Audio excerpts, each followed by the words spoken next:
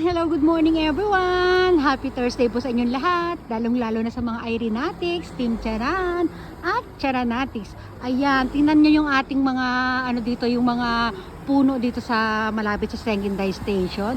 Nilalagyan na nila ng mga Christmas light. O ayan, na sila, late na sila maglagay ng mga illumination dito, di ba?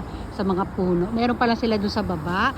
Ngayon, sa Pilipinas, yung September pa lang, halos lahat ng parte may pailaw dito. Sila talagang pag malapit na mag-December, saka lang sila naggagayak ng ganyan. O di ba? Ang ganda, di ba? Tingnan natin sa taas. Ang ganda pa ng weather, ang ganda ng mga ulap.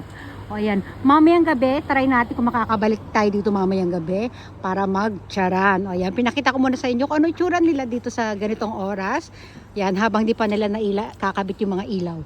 Mamayang gabi, papasyal ulit tayo dito para makita na yan yung ano yung kinalabasan ng kanilang ginawa.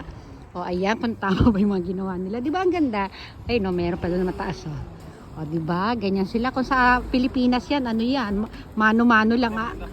Aakyatin lang natin. Aakyatin lang natin yan. O di ba?